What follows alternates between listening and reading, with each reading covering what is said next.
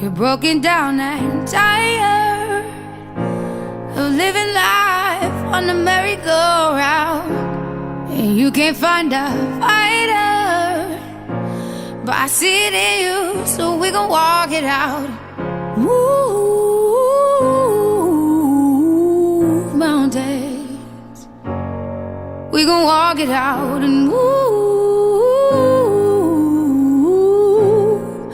mountains.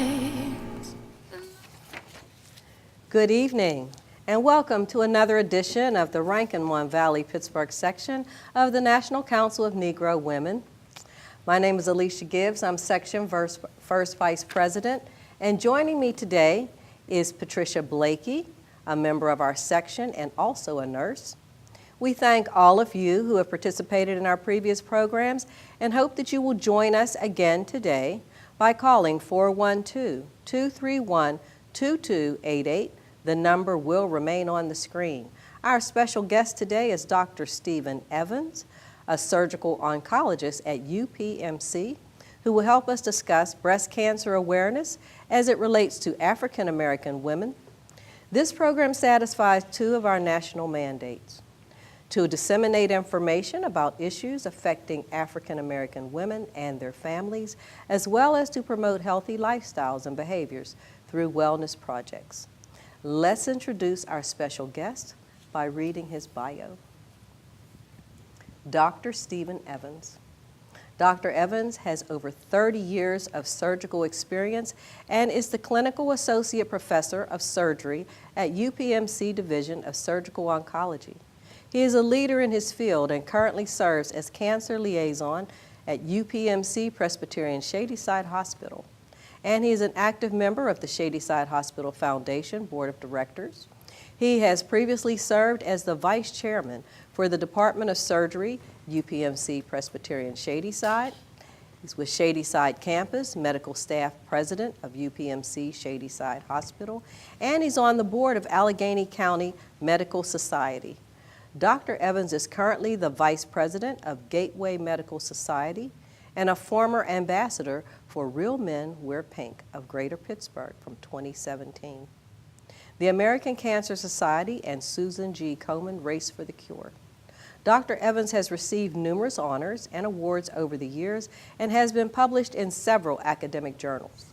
He has donated his time supporting health and wellness fairs, sponsored by many churches in Allegheny County with the hope of eliminating disparities in breast cancer outcomes in African American women.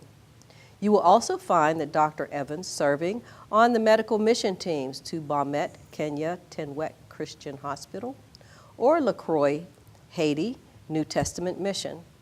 He is part of a team of doctors, nurses, and researchers going to Cap Haitian, Haiti, the Joshua House, this November 2018, exploring new opportunities to serve. Dr. Evans received his undergraduate degree from Columbia College, Columbia University, and his medical degree from George Washington University School of Medicine and Health Science in Washington, D.C. He was one of the few African Americans to complete his internship and residency in general surgery at the University Health Center in Pittsburgh, and then completed his fellowship in surgical oncology at the National Cancer Institute in Bethesda, Maryland. Welcome, Dr. Evans, and thank you for appearing on our program this evening. Thank you for having me. Before we show a short clip about the disparities between breast cancer among African American women versus non-African American women with Robin Roberts, will you please explain a little bit about what breast cancer is, being that it is the second highest cause of death among African American women? Please show page 2 of that slide presentation while Dr. Evans talks about it. Well, thank you again. Well, breast cancer forms within the cells of the breast, and due to the cell's inability to remain within the lining of the ducts by continuing to reproduce and grow and proliferate, the cell becomes a malignancy. And unfortunately, in African American women, we don't understand completely why the process of cancer development within those ducts occur actually at a younger age in our African American women. So there's much to be learned, and I look forward to further having that conversation with the two of you. Thank you so much for that explanation. Now, can you please show the short clip with Robin Roberts? Here's some research that may surprise you and really hits home for me. African American women are more likely to die from breast cancer. And what's worse, they're being diagnosed more frequently. So why is this happening, and what can be done about it? We take a closer look.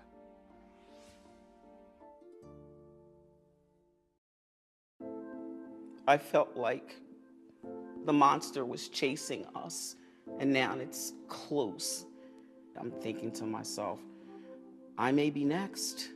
Breast cancer has waged a war on Felicia Johnson's family. My maternal grandmother, my sister, my first cousin. 11 women, spanning 3 generations, have been diagnosed with the disease, including Felicia.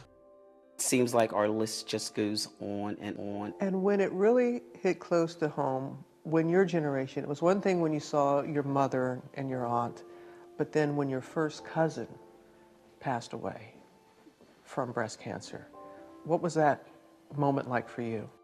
All the girls are in the room, and it's a deep, deep cry. And I realize they're crying because we lost her, and she was so young. And now it's got us. It's wrapped itself around us like tentacles. What's going to happen with us? It was paralyzing mental fear. So it wasn't something that you discussed. It wasn't something that even as a family, even though it for generations had impacted your family, you all didn't talk about it? No one ever said a word. It was like a private secret hidden in our closet. Why didn't they want to talk about it? I think part of it is our culture as African American people. We're very, very private. We keep things hidden. So there was just silence. Felicia's connection to breast cancer is not unusual. Death rates from breast cancer are higher in the African American community, and research shows that African American women are now being diagnosed with breast cancer more frequently. There has, for many decades, been the assumption that these disparities were all related to socioeconomic factors because of higher poverty rates, higher likelihood of being underinsured or non-insured in the African American community.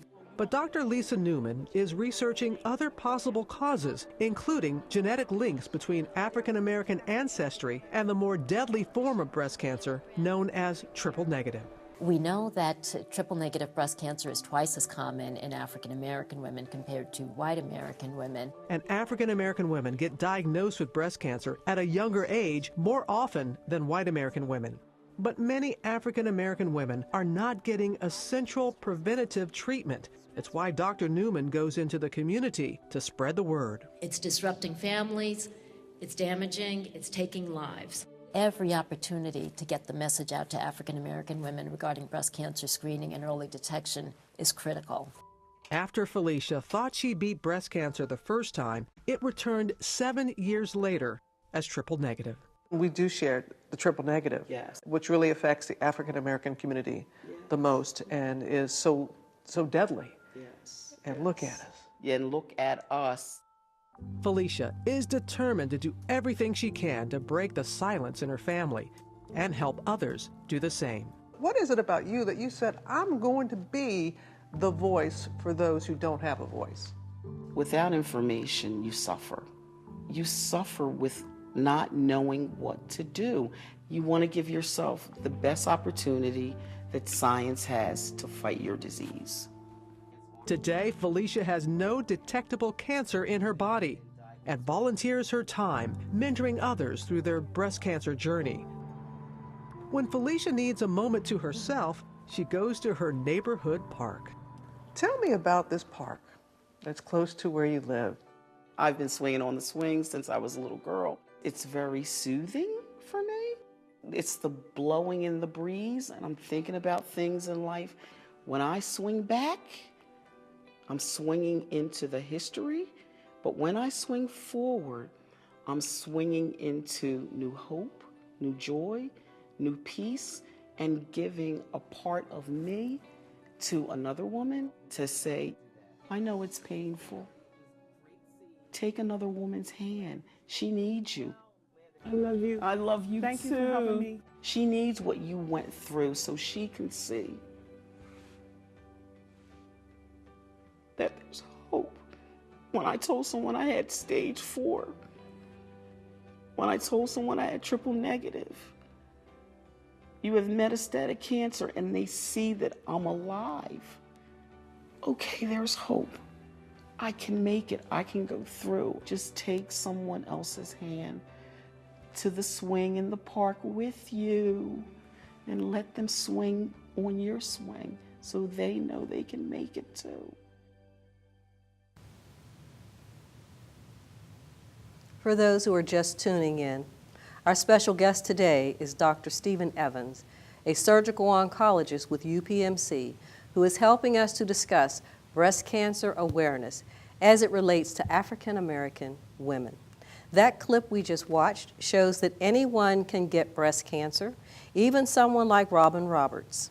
Now they discussed triple negative breast cancer, or TNBC, in that clip. Dr. Evans, can you tell us a little more about triple negative breast cancer?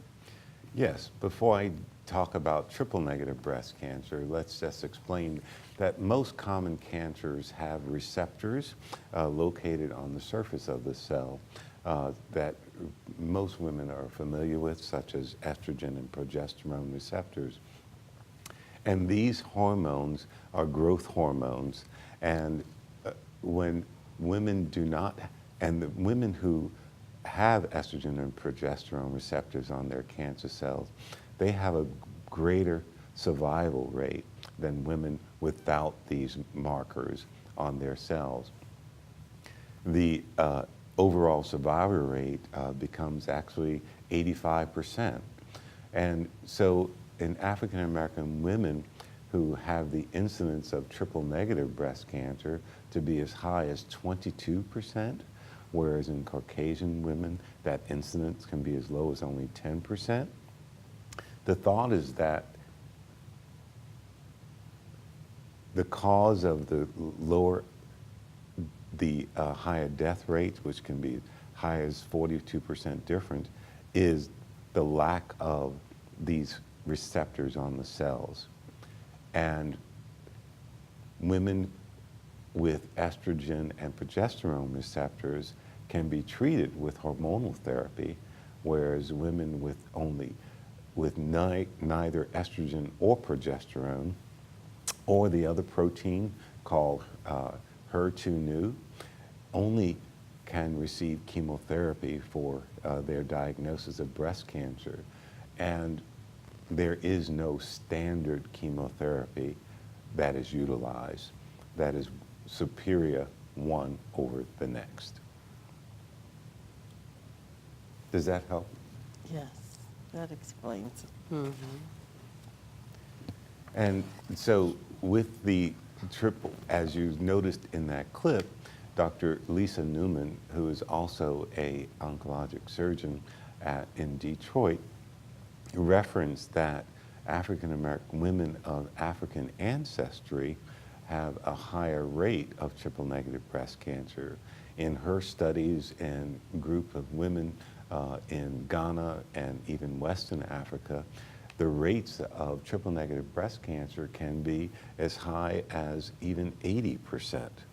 So just the fact of having African ancestry can confer that negative outcome.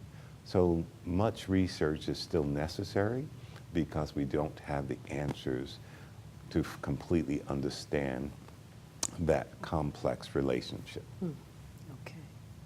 So you state that race and socioeconomic status affect a patient's likelihood of early stage diagnosis, and that the 5-year survival rate is about 91% better for the insured and only 79.9% for the uninsured.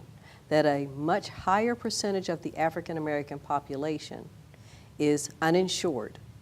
You also have stated that in Allegheny County, we are trending below these already distressing figures. Can you speak to why Allegheny County is doing so poorly?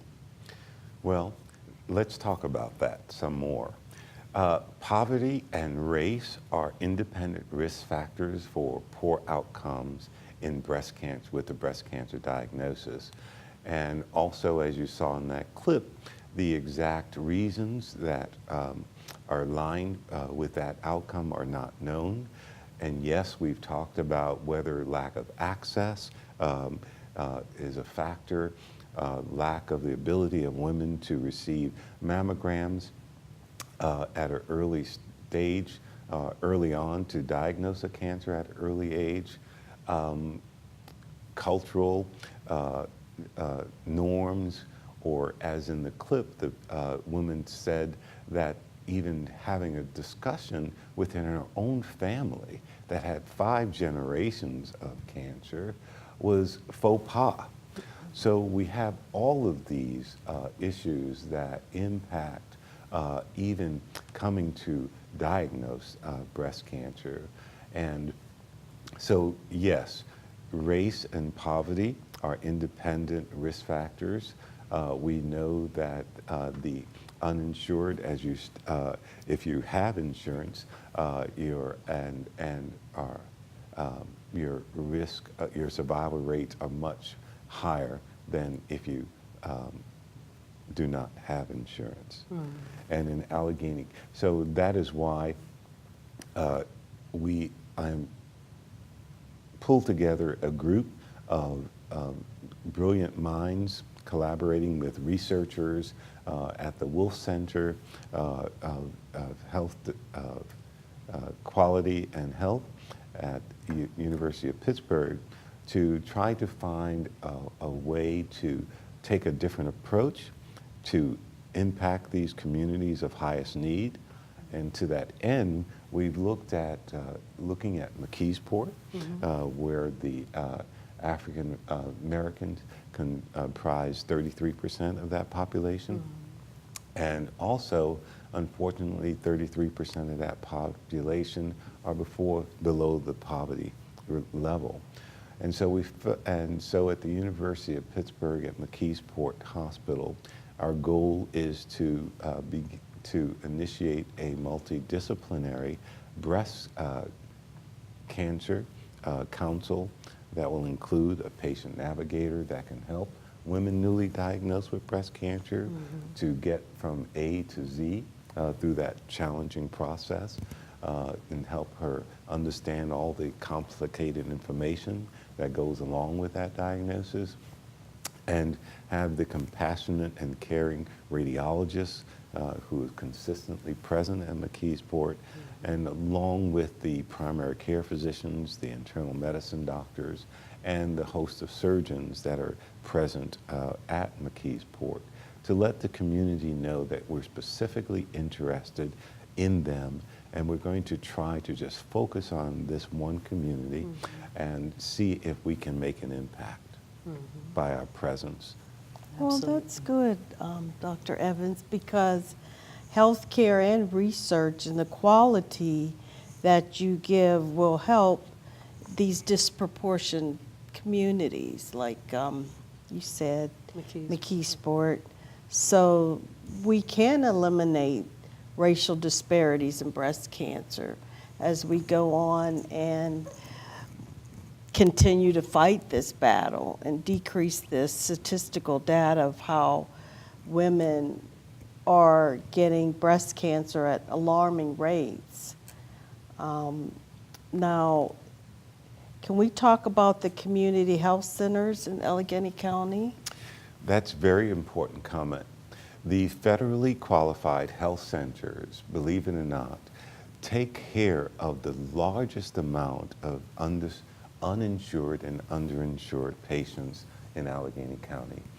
And when you look at the federally qualified health centers, such as Primary Health, Latterman Center, Alma Illery, Matilda Theis, just to name a few, you would see that 71% of their patients are actually below the poverty level, all right? Whereas in all of Allegheny County, that number might only be 13%.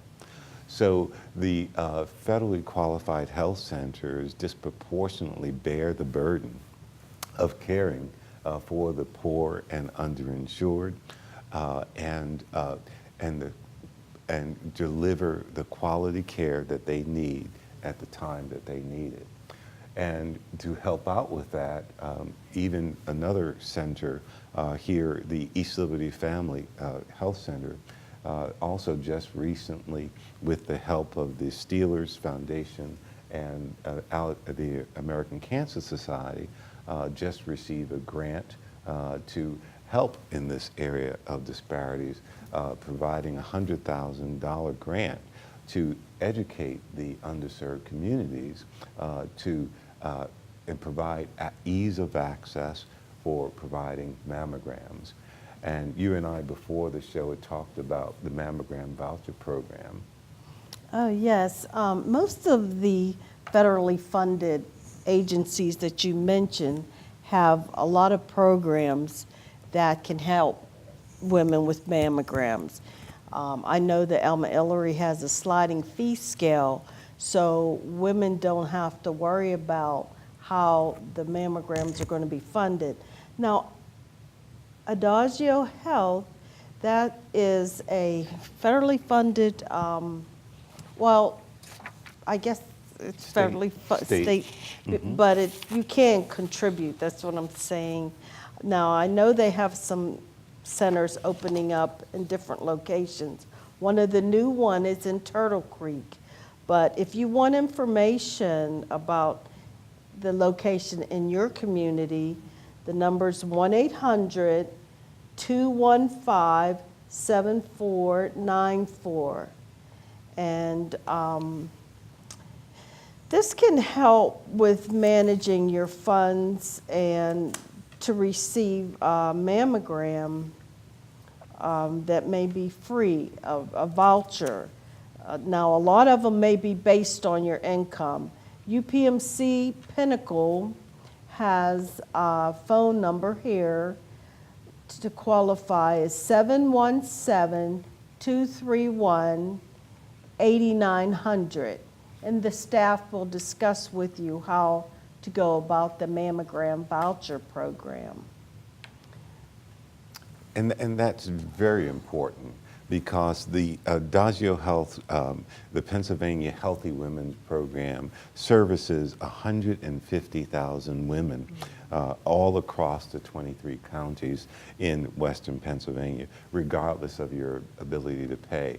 Yes, it's their responsibility to ask income information, to do their due diligence, and we really encourage any of you who are uninsured or underinsured to please follow up with that number if you're concerned about the costs associated with obtaining screening mammography. Thank you for that. Thank you for that information, Pat.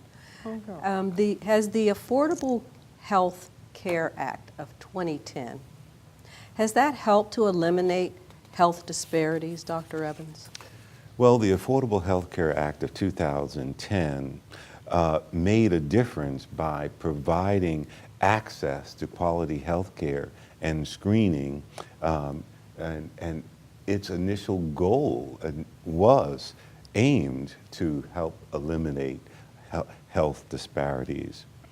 And so to that end, in Pennsylvania and Allegheny County, the uninsured rates have decreased significantly from 2010 to 2015.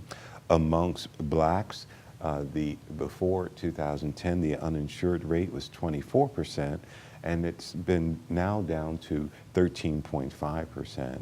And amongst Caucasians, the uninsured rate was 14%, and has now been reduced to less than 8%. And this is a great accomplishment. And so please, if open enrollment, I think, is still ongoing for the Affordable Health Care Act. And so if you're wondering about how that might impact you, please query the Affordable Health Care Act. That's significant. Those numbers are significant. It's good to hear that. Now, I understand that you've served on medical missions to Bomet, Kenya, Tenwek Christian Hospital, to LaCroix, to Haiti, the New Mission, Testament Mission, and Cap Haitian Haiti, Joshua House. Now, how do those statistics, do the statistics about breast cancer awareness, how do they compare in these places to the statistics, that's hard to say, to the statistics in the United States? Well, I'm so glad you asked. I just had the privilege of returning from a mission trip in Haiti, actually last week, and in to Cap Haitian Haiti, and attended their first regional collaborative network health conference.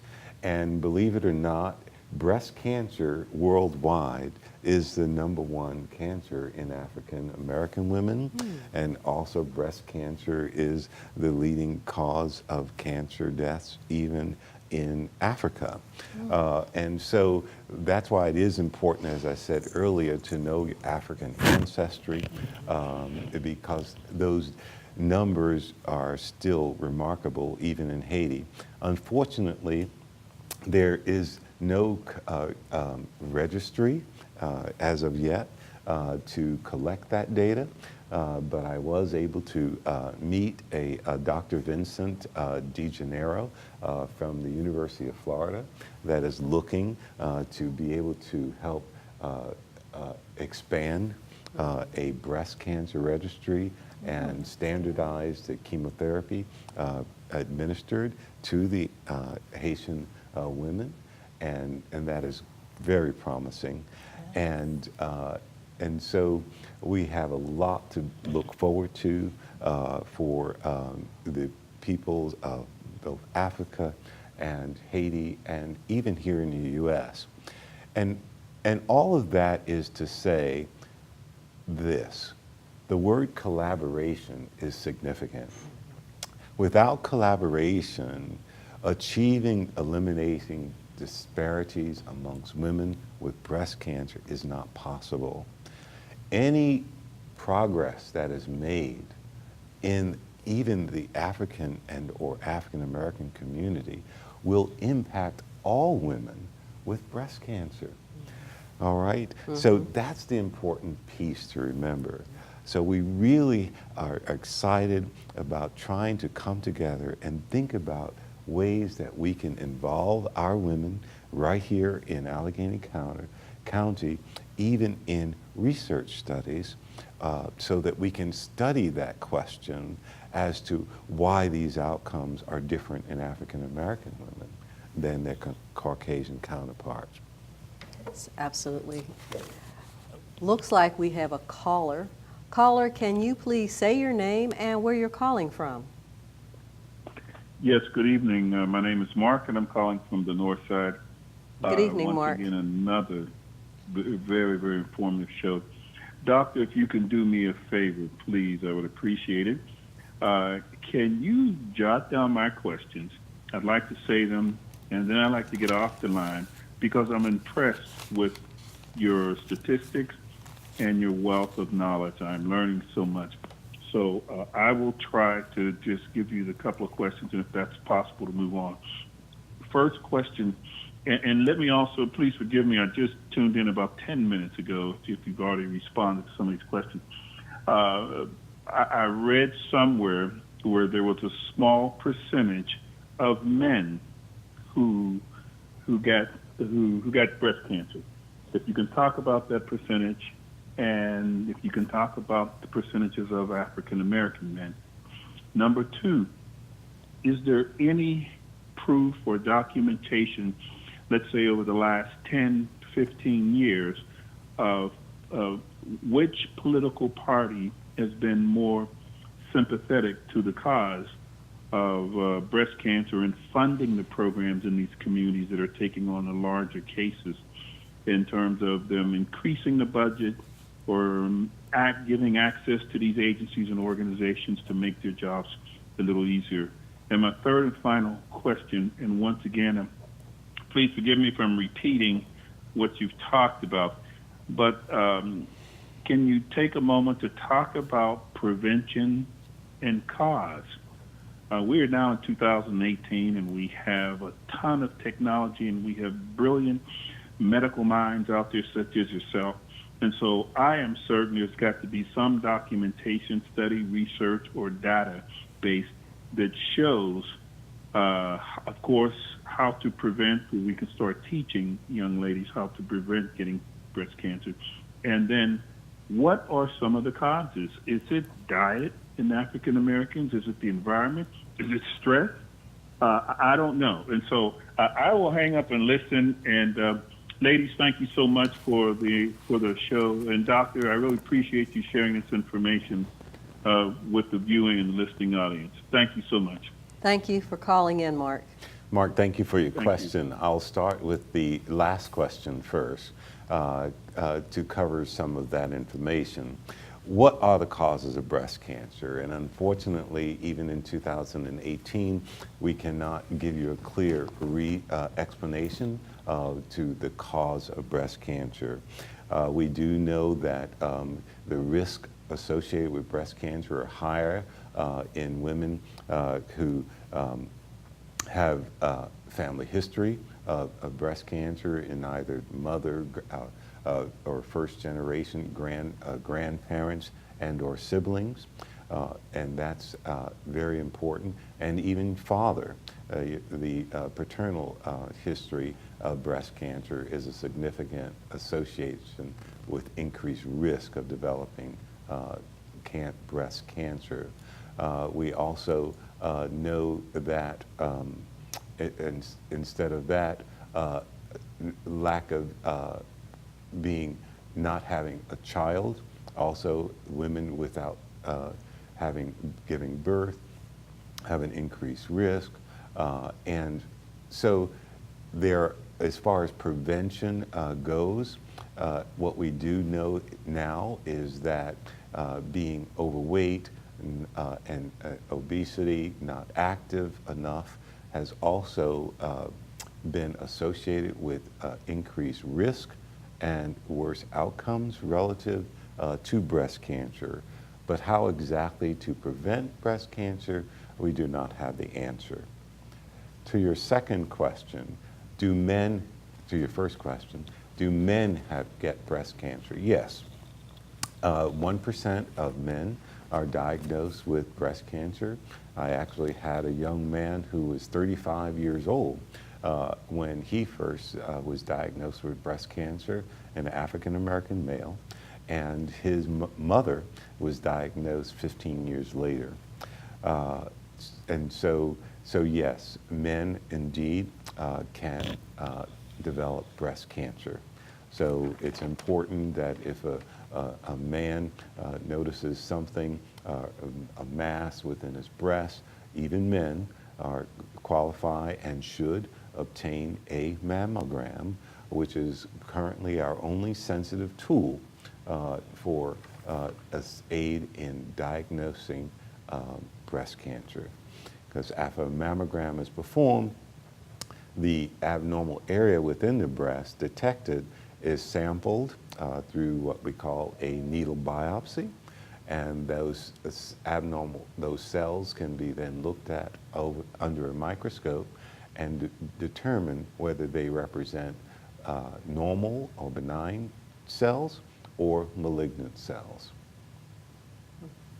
And to your other question, whether there's been any increase, is there any political party that has been more sensitive to the issue of breast cancer awareness than another? And my answer to that would actually be no. Congress receives an annual report to look at how to eliminate disparities in health throughout our country annually, and support continues to be given to the National Institute of Health.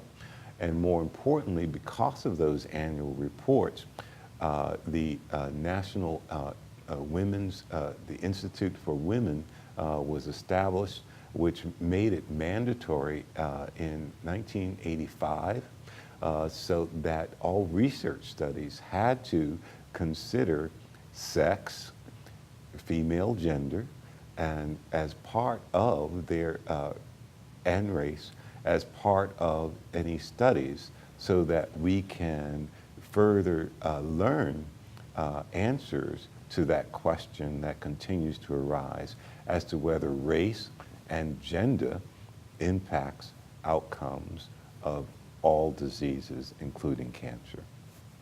I hope that was helpful. Thank you for answering our callers' questions. We have 2 calls that are waiting. First caller, can you say your name and where you're calling from? Hi, yes, my name is Leandri, and I'm calling from East Liberty. Hi, welcome. Can you hear me okay? Yes, we can hear you, yes. Okay, great. My question, well, I guess a question or a statement. First, this is a very informative program. Thank you so much to people, Robin Roberts and the lady talking about the triple negative. I just think that it was just so very informative because I never knew that, and cancer does run in my family, I discovered. It was talked about, and my question or my situation is, years ago I found a lump in my breast, and it was benign. It was non-cancerous. Mm-hmm. And whenever I go get a mammogram, of course it's considered preventative, but when I ask for a diagnostic, they charge me well over $200 to $300. And I'm saying no, because I would want to find out as soon as possible if anything is wrong. And they expressed to me, well, that's not what we do, and you have to pay for this. So even though I'm insured, I still have to pay because I want to know right away whatever the findings are. I want it read right away because the cancer does run in our family, breast cancer, and I did have a lump at one time. So I'm just trying to figure out people who are insured. If you've had a lump and you want to know right away, which I did not know that's what diagnostic actually meant, but they read it quicker, they told me, and I have to pay for it. Is there anything that can be done about that situation? Thank for you. any person who's insured, because you think you're insured and you're doing all the right things, and Thank you for your or something comes up and they're telling you have to pay anyway. Okay. Thank you for that question, and Dr. Evans will answer that shortly. We're going to take the second caller, and then we'll come back and answer that question for the caller who just called in. Thank you so much for calling in. Thank you. And we will respond to your question. Okay, bye-bye. Thank you. We don't want to lose our next caller, so next caller, can you please say your name and where you're calling from? Yeah, this is Jim from the East End of Pittsburgh. Hi, Jim. And Thanks for calling in. I have 2 questions to ask. Is it true that black women die at a higher rate from breast cancer than white women? And if so, why? And my second question is, there's so many foods that if you don't have cancer, they say you shouldn't eat because if you eat these foods, you'll get cancer. And some of those things are processed food and microwave popcorn, soda pop. Can the doctor tell us some foods that we can eat and not be in danger of getting cancer? Thank you for taking my call. Thank you, Jim, and we will answer your question also. Dr. Evans? So, thank you very good for Leandri and Jim for your questions. Let's talk about mammography. It is recommended that for any woman who has the primary family members, as I said, mother, grandmother, sister, with the diagnosis of breast cancer, they should seek to have their mammogram at least 10 years earlier than that first diagnosis.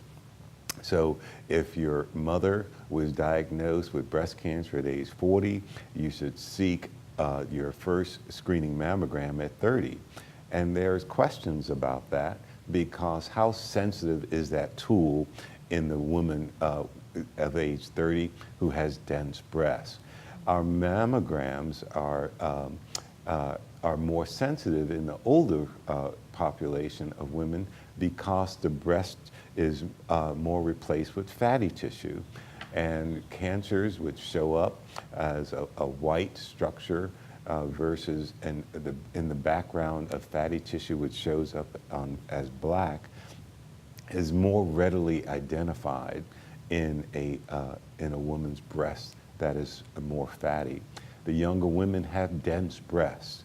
And so now in the state of Pennsylvania, if you're told you have dense breasts, it is recommended that you get additional mammography, tomosynthograms, 3D mammograms, or studies that you may have heard of that would be recommended for you. And ultrasound in that younger age woman is recommended to complement the mammogram. The two studies together would help increase the sensitivity and discussion about the relative risk of whatever abnormal finding present is likely to be a cancer. Because right now there is not equal agreement from our advising bodies as to when the first screening mammogram should be accomplished. The American Cancer Society says 45, but 40 could be the time for screening. And the National Comprehensive Cancer Network suggests age 40 should be the time for your first screening, and the United States Preventive Service Task Force recommend women wait until age 50. That doesn't work for a large segment of African American women. And so we have to work on that problem. So, but screening mammogram remains the most sensitive tool and the first step to making the diagnosis. To the next question about the higher death rate incidence, it is thought, we talked about triple negative breast cancer, but the other concern is that whether the person with breast cancer, be it man or woman, has a genetic gene abnormality called BRCA1, BRCA1, or 2. And that genetic abnormality also portends a bad outcome.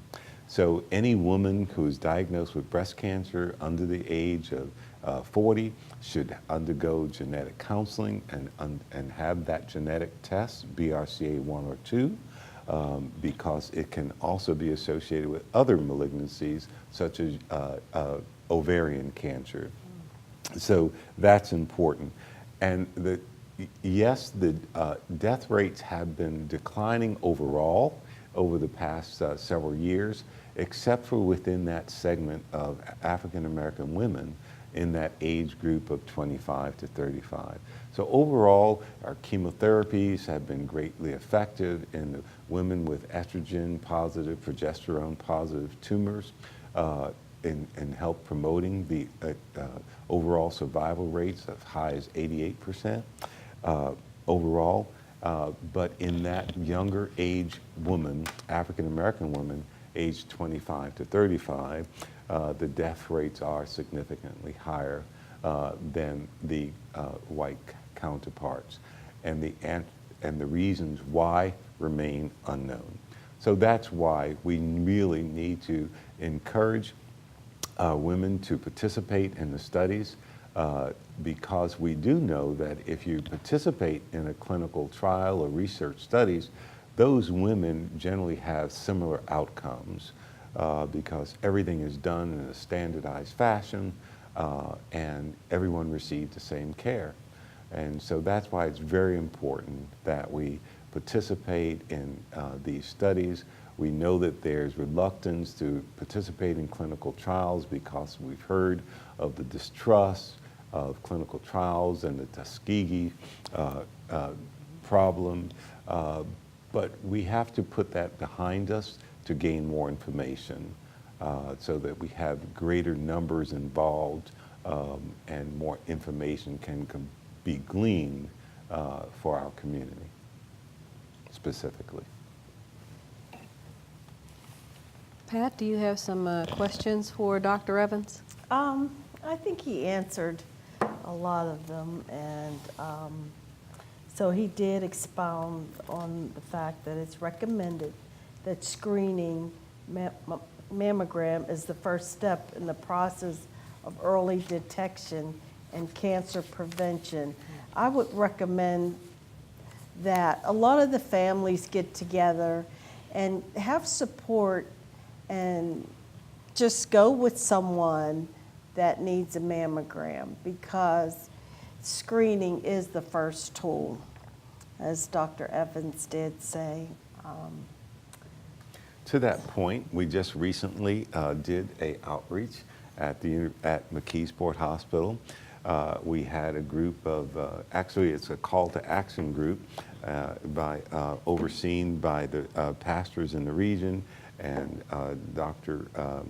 Dondra Jones, who is the Chief Operating Officer, Nursing Officer of McKeesport, advertised along with the McGee Women's Program and LaWanna Fuller in their local magazine about having an opportunity to go to McKeesport Hospital in October.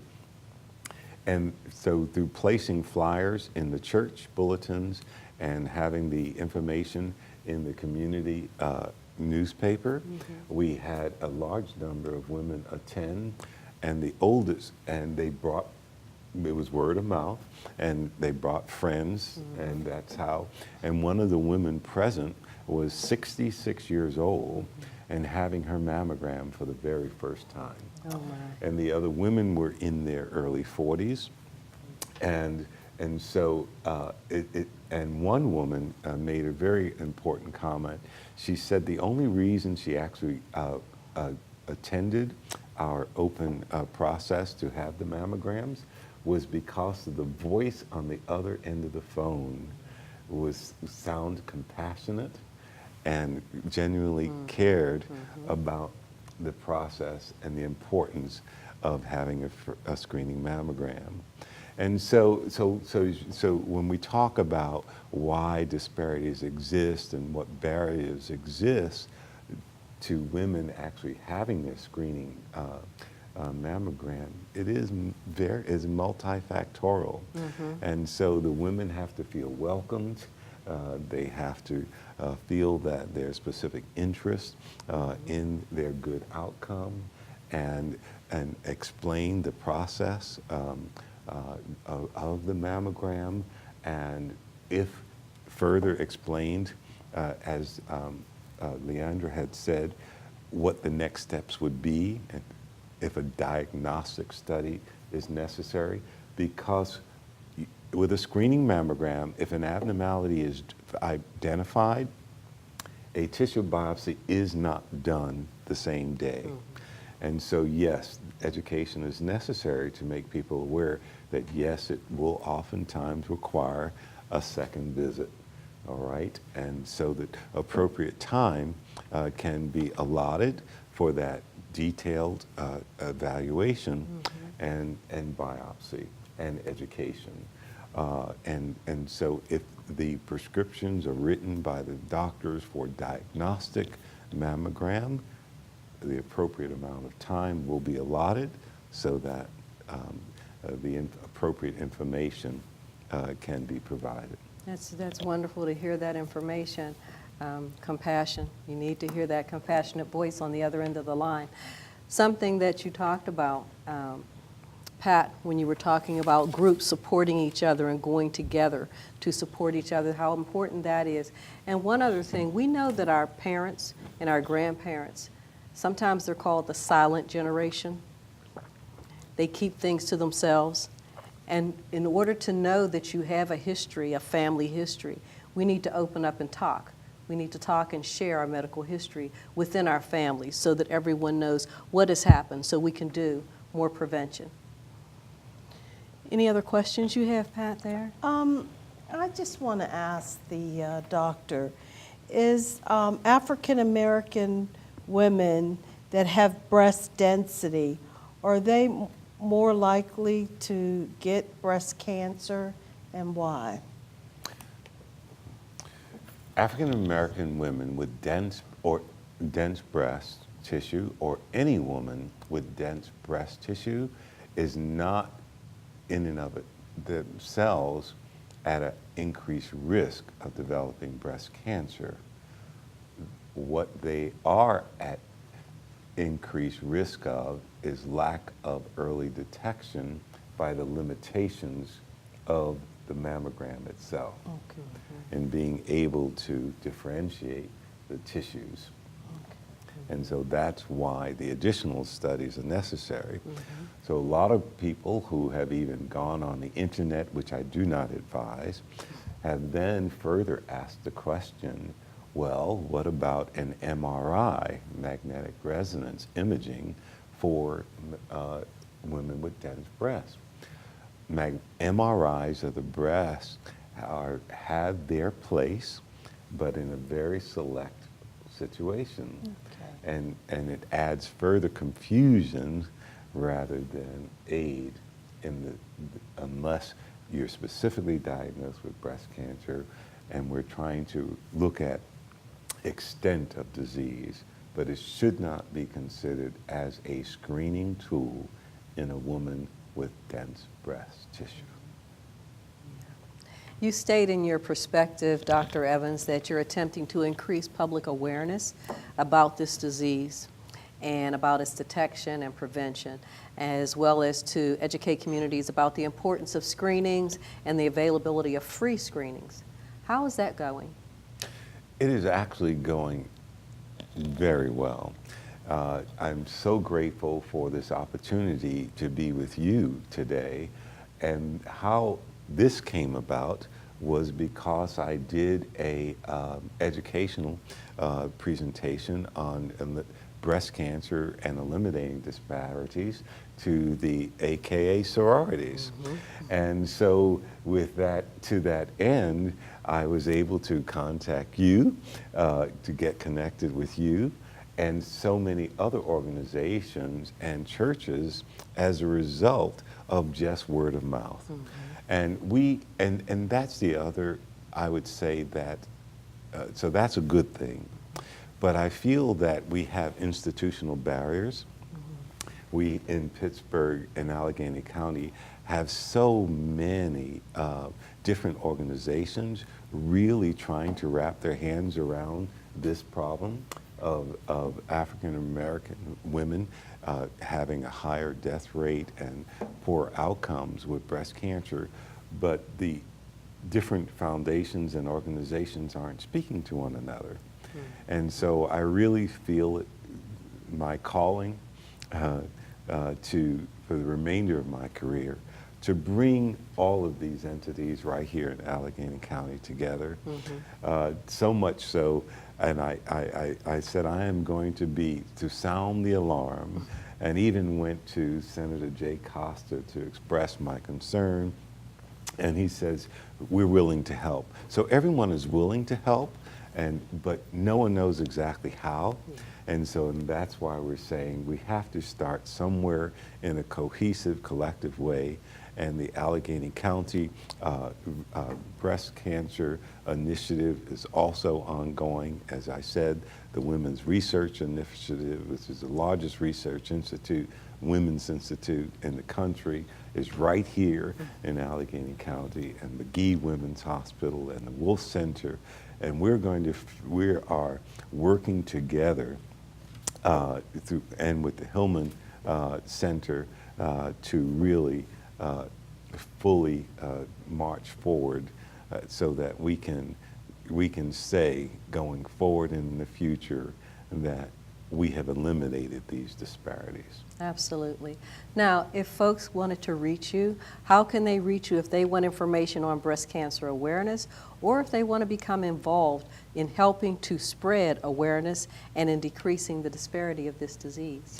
You can reach me by calling 412-692-2852, and I would be glad to speak with you. We're looking for, as I said, patient navigators. We ideally would like them to be nurses, but we're also willing to teach lay women and men to also go out into the communities so that they can knock on doors and really make an effort to bring women into the first step of screening. Mm-hmm. Now, before we close, do you have any closing remarks before we begin closing? My only closing remark is that I have hope for tomorrow. I am persuaded that with all of our interests here that have been expressed here tonight and through the callers, the persons who have called in, that we can be empowered to spread the word that screening mammograms can save lives, and that we can no longer be silent. And we have to tell our stories, encourage our families to talk about breast cancer, their personal stories, because we can make a difference one person at a time. And that's what I intend to continue to do. Okay. Well, let's end this discussion on a positive note. You state you have hope for tomorrow, where a new report will be issued to Congress stating racial disparities in breast cancer eliminated. Please show that last slide on page 32 of the presentation. And we would like to thank Dr. Evans for appearing on our program this evening with such a wealth of information on breast cancer awareness, and we commend him on his attempt to eliminate the disparities between African American women and non-African American women. We also thank all of you who have watched and or called in. We hope that you tune in again next time, and we'll be here the first Friday of every month. Hi, I'm Shirea Thompson, Senior Director of Strategic Initiatives at Susan G. Komen. I'm Dr. Lori Wilson. I'm a cancer surgeon and a breast cancer survivor, and you're watching Healthy Her on Madame Noir. These are the things Black women need to know about breast cancer. First, it affects us differently. Often, we do get diagnosed with more aggressive breast cancer at a younger age. This is one of those cancers where your two biggest risk factors are being a woman and getting older. Know your girls, which we call know your normal. Have you seen any changes in your girls? So it's important to make sure that you get screened and know what's normal for you and know your girls. 2, it's important to talk about it. Talk about your family history with not only your mother's side, but you should know your father's side as well. Because if your family history has multiple family members with breast cancer, then it's important for us to know more. It's about talking to your friends and making sure that they know what you know, and then ultimately advocating for yourself. 3, we've got to move past fear. If you have access to insurance, use it. And make sure you're getting your screenings, finding out what screenings are right for you. A mammogram may not be right for all Black women. We have dense breasts. There's other screenings that you should avail yourself of. But then also making sure that if you don't have insurance, that you are making sure you're getting access to treatment, because those are the key ways that unfortunately it contributes to those disparities. And we should know that it's not a one-size-fits-all. It really is a discussion and individualized program for each and every woman. And lastly, know your girls.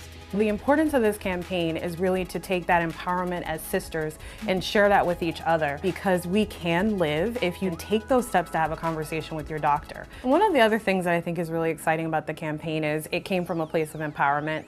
Oftentimes as Black women, we put everybody else first. And so this campaign is really about just saying, you are gonna do for your mom, you're gonna do for your kids, you're gonna do for your husband. But at the end of the day, what are you doing for yourself? So by going to knowyourgirls.org, we hope and we know that this campaign will be an opportunity to save lives. And we hope that you join us online for that important conversation.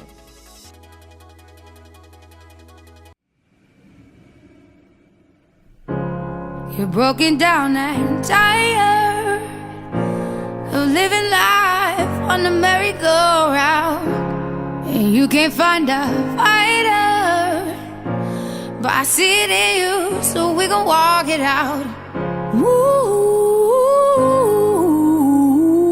mountains, we gon' walk